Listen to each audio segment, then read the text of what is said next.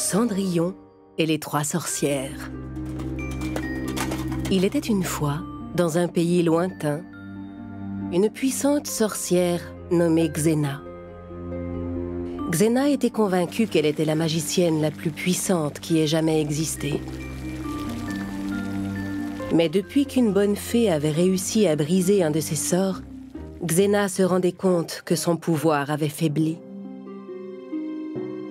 C'est pourquoi elle avait décidé d'utiliser sa magie pour appeler d'autres sorcières à se joindre à elle. Venez à moi, je vous appelle. Venez, joignons nos forces, sorcières et magiciens de tout pays. C'est allumé? Envoyez-moi un signe. La première à répondre à l'appel de Xena fut la méchante sorcière Grimhilde. Puis ce fut Vega, la terrible sorcière des mers, qui se joignit à la conversation. Ensemble, elles commencèrent à échafauder des plans maléfiques. Grimhilde expliqua qu'elle voulait détruire la beauté de Blanche-Neige et Vega qu'elle comptait s'emparer du royaume bleu des mers en s'attaquant à la petite sirène Ariel. Nous allons gagner la guerre contre ces insupportables princesses. Mais d'abord, nous devons commencer par Cendrillon. Oui, mais ensuite, nous nous occuperons de Blanche-Neige. Et de la petite sirène Ariel.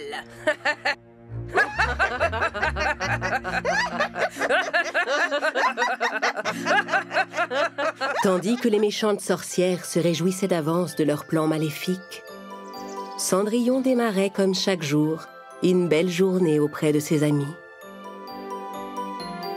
Tu vis un rêve éclatant avec ton prince charmant. Ne cesse jamais de croire en tes rêves. L'amour sincère jamais ne s'achève. Rêve, crois en ton bonheur. L'amour brille dans ton cœur. Rêve, crois en ton bonheur. L'amour brille dans ton cœur.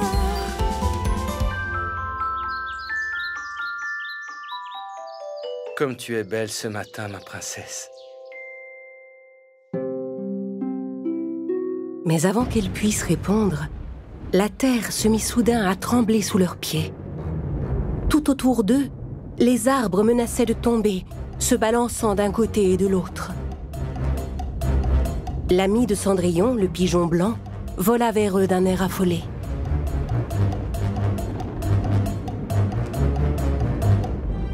Qu'est-ce qui se passe? Va vite chercher de l'aide, pigeon. Devant la gravité de la situation dans laquelle se trouvait Cendrillon, le pigeon vola jusqu'à l'océan pour y déposer un message pour le royaume bleu des mers. Mais que se passe-t-il? Oh non! Non! Le château, là, regarde! Notre château s'écroule! Le château s'effondrait sous leurs yeux. Il était sur le point de disparaître totalement. Car toutes ensemble, les 3 méchantes sorcières, Xena, Grimhilde et Vega, jetaient des sortilèges à travers leurs boules de cristal. Certaines à présent que rien ne pouvait plus les arrêter. Quand ton château se sera écroulé pour de bon, il ne restera plus rien de toi, ma très chère Cendrillon. Terminé. Alors que Cendrillon et le prince s'enfuyaient loin du château, il se mit à pleuvoir.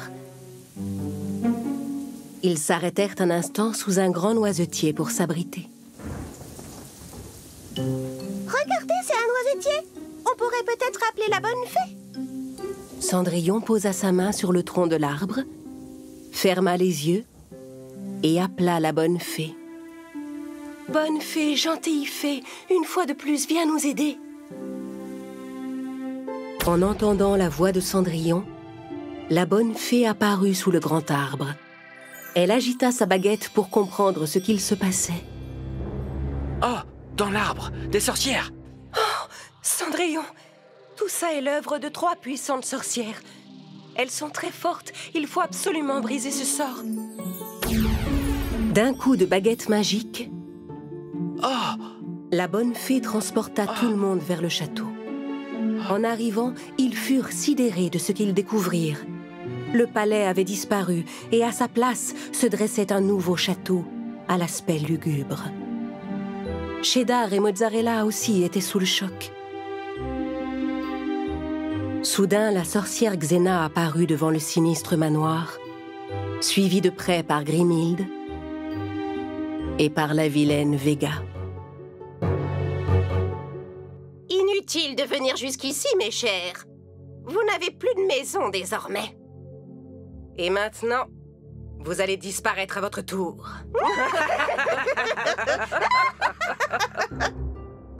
Chacune des vilaines sorcières se mit à jeter des sorts en direction de Cendrillon.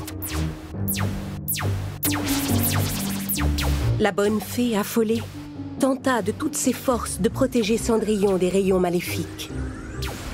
Mais les sorcières étaient trop nombreuses et la fée n'était pas assez puissante pour les contrer. À bout de force, elle n'arrivait même plus à tenir sa baguette magique et la laissa tomber. Cendrillon ramassa aussitôt la baguette et la dirigea vers les sorcières. Heureusement, la lumière de la baguette parvint enfin à contrer les rayons. Oh non! Non! C'est trop puissant! Qu'est-ce qu'on fait maintenant? Mais les sorcières n'abandonnèrent pas pour autant. Cette fois, Vega utilisa son pouvoir pour faire jaillir des jets d'eau du plus profond de la terre. Le sol se fissura et des trombes d'eau sortirent de terre. Oh! Mais comment il peut faire ça? Pauvre petite, tu ne parviendras jamais à me vaincre!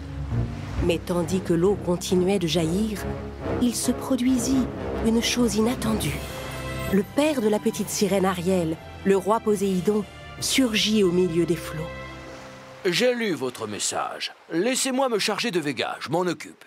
Brandissant son trident vers les sorcières, Poséidon détourna sur elle les flots d'eau qui jaillissaient. Puissante eau des mers, repousse ces 3 sorcières. Arrête! Tu ne peux pas! Vega essaya d'arrêter les flots d'eau, en vain. Poséidon pointa à nouveau son trident vers les sorcières et fit geler toute l'eau, de sorte que les méchantes femmes se retrouvèrent piégées dans un gros bloc de glace. La bonne fée s'approcha pour lui prêter main forte. Avec sa baguette magique, elle entoura le bloc de glace de lourdes chaînes qu'elle attacha avec un solide cadenas. Puis elle souleva le bloc et l'envoya tout en haut d'une montagne où personne n'osait monter. Les sorcières étaient enfin vaincues. Merci, roi Poséidon. Poséidon rentra dans son royaume bleu des mers. La bonne fée fit disparaître le sinistre château des sorcières et remit à sa place la belle demeure de Cendrillon et du prince. Ils étaient tellement heureux de retrouver leur palais.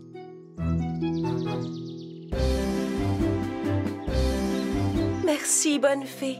Quels que soient les maléfices que déploieront ces sorcières, elles ne parviendront jamais à vaincre votre bonté. Compte sur moi, je serai toujours là pour te protéger, ma chère Cendrillon. Les sorcières furent punies pour ce qu'elles avaient fait. Elles restèrent piégées dans leur bloc en haut de la montagne, jusqu'à ce que le soleil fasse fondre la glace et qu'elles puissent rentrer chez elles. Cette guerre n'est pas encore terminée, ma chère Cendrillon. Elle a beau dire, ta bonne fée ne suffira pas toujours à te protéger. Dès que la sorcière Camilla nous rejoindra, c'en sera fini de toi.